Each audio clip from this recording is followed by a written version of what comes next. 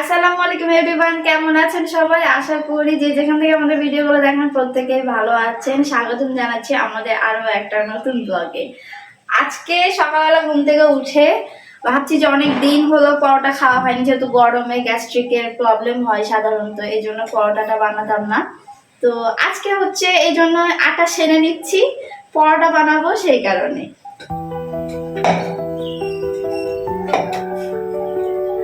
আর এছাড়াও বাইরের দেখেন সুন্দর বাতাস আর হচ্ছে মেঘ মেঘ ওয়েদার একটা, যা আল্লাহ হয়তো বৃষ্টি দেবে। প্রতিটা মানুষের জীবনে পড়াশোনা নিয়ে অনেক স্বপ্ন থাকে। কিছু কিছু জায়গা তার ছোট থেকে সিলেক্ট করা থাকে যে আমি অমুক জায়গাতে পড়বো, কিন্তু দুর্ভাগ্যবশত যখন বড় হয়ে উঠি আস্তে আস্তে, তখন পড়াশোনার গতি বুঝিয়ে দেয়, বলে দেয় যে না, আমি সেখানে পড়ার কোনো যোগ্যতায় অর্জন করতে পারিনি। যোগ্যতাটা অর্জন করবই বা কী করে?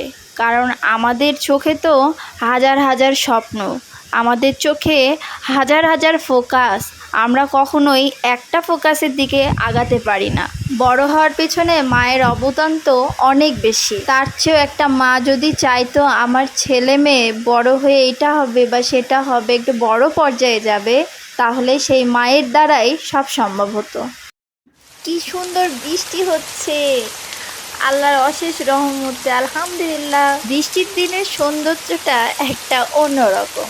আর এই বৃষ্টির শব্দে ঘুম ভাঙলেই মনে হয় যেন এক স্বপ্নের রাজ্যে ফিরে গেছি।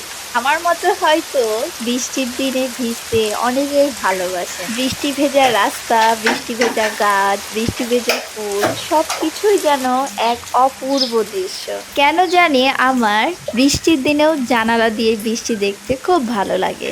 আর সেই ফাঁকে দেখছি আমার ছোট্ট পাখিদের খাবার নাই, আর তখন তাদেরকে চালগুলো দিই খেতে, আর তারা ভিজে ভিজে একের পর এক এসে এই খাবারগুলো খেয়ে চলে যাচ্ছে। প্রকৃতিতে বর্ষা আসে মাটি আর বৃক্ষের সমৃদ্ধি দান করতে, বিপন্ন পরিবেশকে সতেজ সজীব করে তুলতে। কিন্তু এই বৃষ্টিতে কিভাবে থাকে পাখিরা? সব কিছুই আল্লাহ তাআলার সিস্টেম। এই পাখিরা কোটি কোটি বছর ধরে বৃষ্টিতে ভিজে এইভাবেই পরিবেশের সাথে খাপ খাইয়ে সব কিছু মেনে নিয়েই তারা আছে। শুধুমাত্র তফাৎ, আমরা মানুষ, আমাদের মাথার উপরে ছাদ আছে, আর তারা পাখি, তাদের মাথার উপরে ছাদ নয়। বৃষ্টি পড়া দেখতে দেখতে, বৃষ্টির সাথে গল্প করতে করতে এখন পর্যন্ত পরোটাটা বানাতেই আছি। সকালে যেহেতু নাস্তা করতে হবে, দেন ফাইনালি পরোটাগুলো বানিয়ে ফেলি। মিষ্টি দিয়ে পরোটা খেতে কিন্তু ভালোই লাগে, সেই জন্য আইটেমে রেখে দিয়েছি আজকে মিষ্টি, এবং সেই সাথে গরুর মাংসর ভুনা। গরুর মাংসের এই ঝোল টোল যদি থাকে তাহলে এটা দিয়ে রুটি পরোটা খেতে কিন্তু খুবই দারুণ লাগে। গ্রামীণ পরিবেশের এক অপরূপ সৌন্দর্যের প্রতীকই হচ্ছে পুকুর। বর্তমান সময়ে পুকুর আছে, তবে প্রাচীনকালের মতো নয়। তারপরে আজকে ভাবলাম যে কি রান্না করা যায় দুপুরে। তখন আমার পাশে থাকার মানুষটা বলল যে খাসির মাংস দিয়ে বুটের ডাল রান্না করলে কেমন হয়। তখন তার কথা মতোই আমি রান্নাটা করছি। তবে আমার এই রেসিপিটা রান্না করা ফার্স্ট। আমি কখনোই এর আগে খাসির মাংস বুটের ডাল রান্না করিনি। যেহেতু বর বললো আর বর আশ্বাস দিল যে যেমনই হোক না কেন আমি খেলেই তো হলো, সেই জন্যই আমি তার সাপোর্টে রান্নাটা করে ফেলি। প্রথমবার কেউই পারফেক্টলি করতে পারে না, আস্তে আস্তেই সব শেখা হয়। একজন মানুষ তো আস্তে আস্তে শিখতে শিখতেই অনেক কিছু শিখে যায়।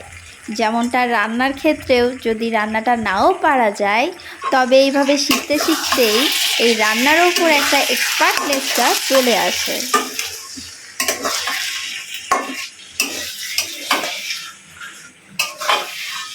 আমার আম্মু যখন রান্না করতেন তখন আমি দাঁড়িয়ে দাঁড়িয়ে সেই রান্নাগুলো ফলো করতাম, আর সেই আম্মুর থেকেই আমার সব রান্নাগুলোই শেখা। এখন আল্লাহর রহমতে কিছুটা হলেও পারি। আপনাদের জন্য দোয়া করি, আপনারা সবাই যেন ভালো থাকেন, আর আমাদের জন্য একটু দোয়া করবেন যেন আমরাও একটু ভালো থাকি। আল্লাহ হাফেজ।